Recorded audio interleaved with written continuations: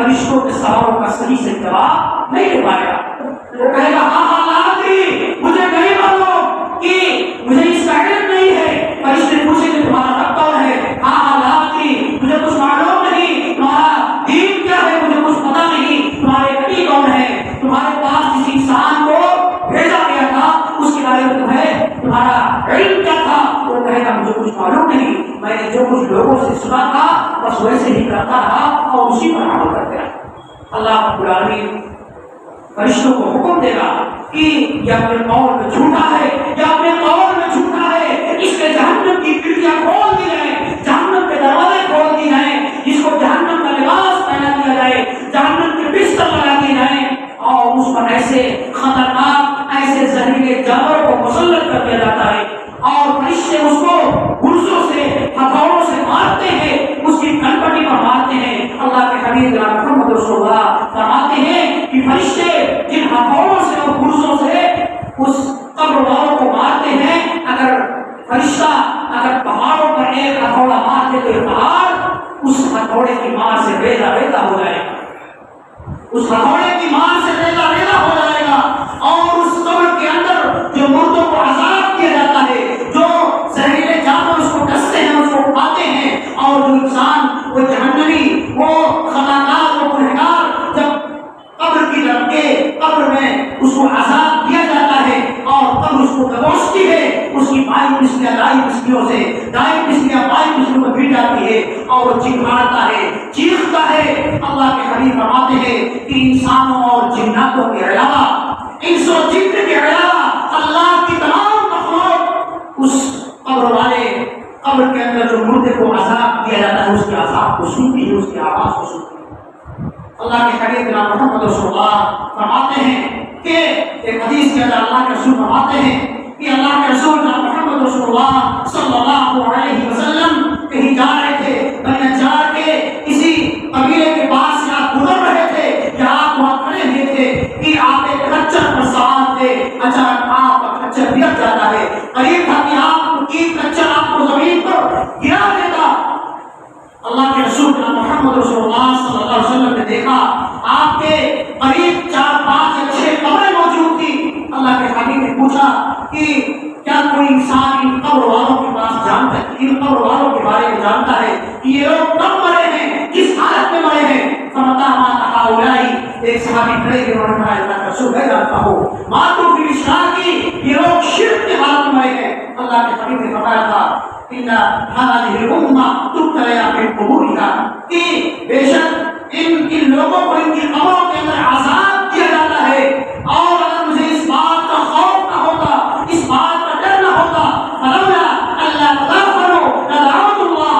ان يسلمكم من عذاب القبر الذي اسمع منه. اگر مجھے اس بات کا خوف اور ڈر نہ ہوتا کہ تم اپنے مردوں کو زمین کے اندر دفن کرنا چھوڑ دو گے تو میں اللہ سے دعا کرتا کہ اللہ ان قبر والوں کو مردوں کو جو زمین کے اندر ان کے قبر کے اندر جو عذاب دیا جاتا ہے، الذي اسمعه جو عذاب دیا جاتا ہے جس کو میں سنتا ہوں، اللہ سے دعا کرتا کہ اللہ تمہیں بھی سنا دے. لیکن مجھے اس بات کا ڈر ہے کہ تم اپنے مردوں کو، اپنے اعزاء اور اقارب کو، اپنے رشتہ داروں کو زمین کے اندر اپنے ان کی قبروں کے اندر دفن کرنا چھوڑ دو گے. اس لیے میں اللہ سے دعا کروں.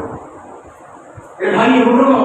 اللہ رب العالمین نے قرآن کریم کے اندر بے شمار مقامات پر اس بات کی تعریف کی ہے کہ قبر کے اندر لوگوں کو عذاب دیا جاتا ہے. عذاب قبر برحق ہے اور اس کی سختیاں برحق ہے، اس کی نعمتیں برحق ہے. قرآن کریم کے اندر اللہ رب العالمین نے سورہ غافر کے اندر ارشاد فرمایا کہ النار یعرضون علیہا غدوا وعشیا ویوم تقوم الساعة ادخلوا آل فرعون اشد العذاب. کہ یہ جہنمی ہے، یہ آل فرعون ہے جس پر صبح اور شام جہنم کی قبر کے اندر جہنم کی آگ کو پیش کیا جاتا ہے. النار یعرضون علیہا غدوا وعشیا ویوم تقوم الساعة، اور جب قیامت قائم ہوگی ادخلوا آل فرعون اشد العذاب، تو ان فرعونیوں سے اہل فرعون سے کہا جائے گا کہ جہنم کے اندر ان کو داخل کر دیا جائے. یہ آیت مبارکہ اس بات کو ڈال ہے کہ قبر کے اندر مردوں کو زمین کے اندر قبر کے اندر دفن کیا جاتا ہے. اور اللہ کے رسول محمد رسول اللہ کا وہ فرمان حضرت خالد رضی اللہ تعالیٰ عنہ جو حضرت عثمان بن عفان رضی اللہ تعالیٰ عنہ کے غلام ہیں، آزاد کردہ غلام ہیں، وہ فرماتے ہیں کہ حضرت عثمان بن عفان رضی اللہ تعالیٰ عنہ جب کسی قبر کے پاس سے گزرتے تھے تو اتنا روتے تھے کہ آپ کے آنکھوں سے آنسو نکل کر کے آپ کے داڑھی مبارک کو تر کر دیا کرتے تھے۔ عثمان رضی اللہ تعالیٰ عنہ اذا وقف على قبر،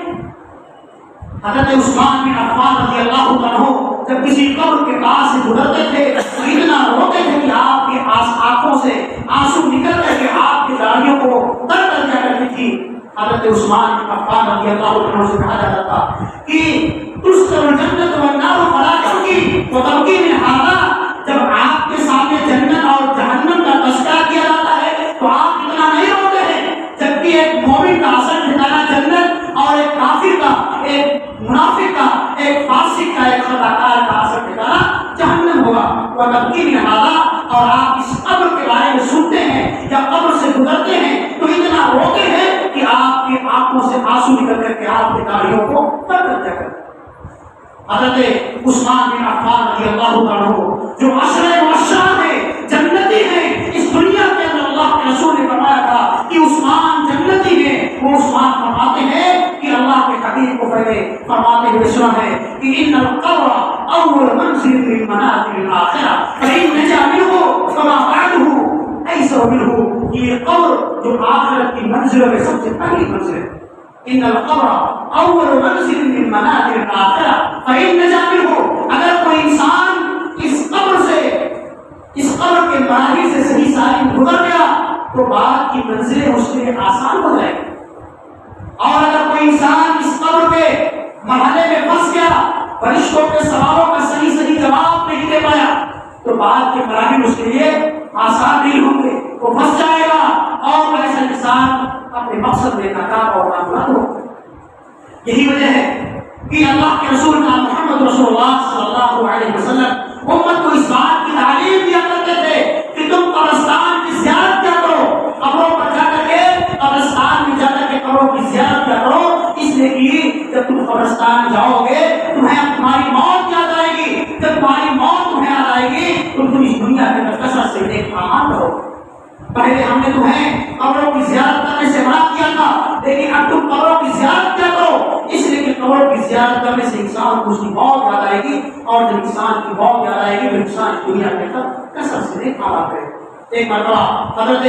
براء بن عازب رضی اللہ تعالیٰ عنہ کی روایت کی حدیث ہے، وہ فرماتے ہیں کہ ہم لوگ اللہ کے رسول جناب محمد رسول اللہ صلی اللہ علیہ وسلم کے ساتھ تھے کہ اللہ کے رسول ایک قبر کے پاس بیٹھ گئے، كنا مع رسول الله صلى الله عليه وسلم فجلس على شفير القبر فبكى حتى بل الثرى،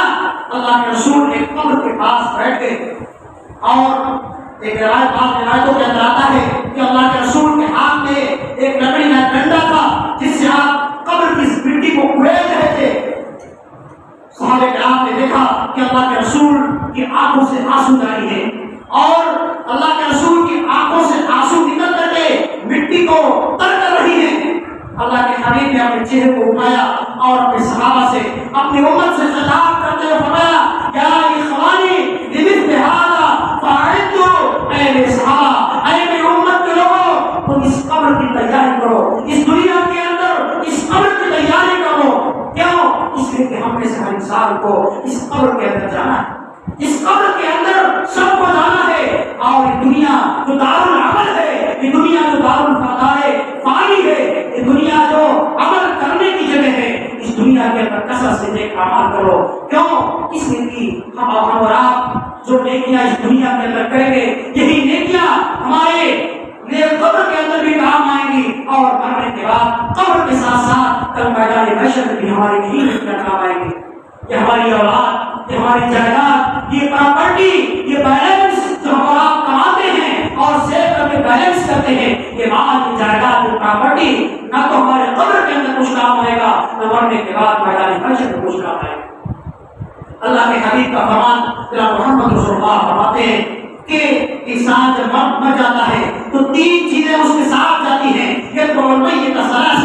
تین چیزیں میت کے ساتھ جاتی ہیں، اہلہ ومالہ وعملہ، اس کے گھر والے، اس کے اعزہ و اقارب اور اس کا مال اور اس کے اچھے اور برے اعمال اس کے ساتھ جاتے ہیں۔ فیرجع الاثنان، دو چیزیں قبرستان سے واپس لوٹ آتی ہیں، اس کے گھر والے عزیز اور اقارب اور اس کا مال واپس لوٹ آتا ہے، اور وَيَبْقَى وَاحِدٌ، اور ایک چیز اس کے ساتھ باقی بچتی ہے، قبر سے لے کر کے آخرت تک ہمیشہ اس کے ساتھ رہے گی۔ وہ کیا چیز ہے؟ ہمارے اور آپ کے اچھے اور برے اعمال،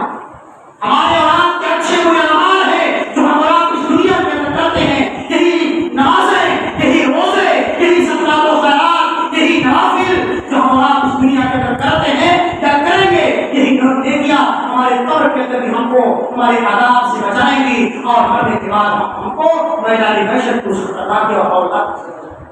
اگر ہم اور اس دنیا کے اندر کثرت سے گناہ کے کام کریں گے، اللہ اس کے رسول کے بتائے ہوئے تعلیمات کی خلاف ورزی کریں گے، تو یقیناً اللہ رب العالمین اس دنیا کے اندر بھی ہم کو ذلیل و رسوا کرے گا، اور مرنے کے بعد قبر کے اندر بھی فرشتوں کے سوالوں کا صحیح سے جواب نہیں دے پائیں گے، اور جب اللہ میدان محشر ہم کو اکٹھا کرے گا تو ہمارے نام اعمال کو یا تو ہمارے دائیں ہاتھ میں یا ہمارے بائیں ہاتھ میں دیا جائے گا۔ اس کی ضرورت اس بات کی ہے، اللہ کے حبیب کا فرمان ہے کہ ہوشیار